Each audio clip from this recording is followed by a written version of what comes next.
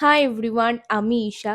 So recently আমি গিয়েছিলাম তারাপীঠ, আর এটা হলো আমাদের সেকেন্ড ডের ভ্লগ। তো সকাল সকাল স্নান করে রেডি হয়ে বেরিয়ে পড়েছি আমি সবার সাথে মায়ের পুজো দিতে যাব জন্য। বাট আমাদের ওখানকার টোটো কাকুর ব্যবহার একদম খারাপ ছিল। জানি না তোমরাও এরকম এক্সপিরিয়েন্স করেছো কিনা। যাই হোক, তারপর ওগুলো অ্যাভয়েড করে আমরা মায়ের জন্য ফুল কিনে মন্দিরে যাওয়ার যে মেন গেটটা সেটাই ঢুকলাম। ওখানে কাকাতুয়া নামে দোকানটায় আমাদের পুজোর জন্য পুরোহিত বলা ছিল, তাই ওখানে গিয়েই জুতো রেখে প্রসাদ নিয়ে মন্দিরের দিকে আসলাম। তারপর বাকিটা তো একদম ইতিহাস। কি করে যে ঢুকেছি আর আদেও দেখতে পেলাম কিনা প্রসেসিংই করতে পারছিলাম না। তোমাদের বলে রাখি, এটা হলো মন্দির এরিয়া, আর এর মাঝে এই হলো মায়ের মেন মন্দির। আর শপিং মলে বিলিং এর সময় যে প্রোডাক্ট স্ক্যান করা হয়, ওরকম কোনো রকম স্ক্যানিং হতে না হতেই যে প্রোডাক্টটা ছুঁড়ে ফেলে দেওয়া হয়, মন্দিরের ভেতরের ব্যাপারটাও ঠিক সেরকমই। প্রথমে তো মনটা খুবই খারাপ হয়ে গেছিল। তারপর আশেপাশের সব মন্দিরগুলোতে ভালোভাবে ধূপ প্রদীপ দেখালাম, সাথে মা বাবাও ঠাকুরের মাথায় জল ঢাললো।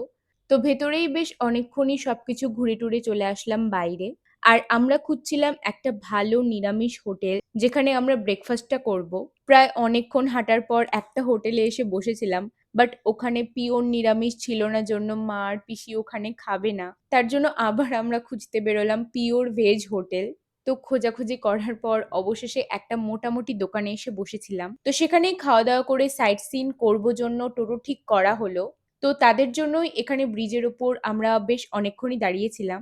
তো সেখানেই সবাই বলছিল এই নদীটা নাকি উল্টো দিকে প্রবাহিত হয়, মানে নর্মাল নদীর মতো নয়। তো আমি এটা জানতাম না। বাট তোমরা যদি জেনে থাকো তাহলে কিন্তু আমাকে অবশ্যই কমেন্ট করে জানিও আদেও কি এরকম হয়, আর কেন হয় সেটাও বলো। সো ফাইনালি আমরা বেরিয়ে পড়লাম, আর দুপাশেই সবুজ, খুবই ভালো লাগছিল। আর সত্যি বলতে ওখানে প্রচন্ড গরম, তাই আরামও লাগছিল টোটোতে।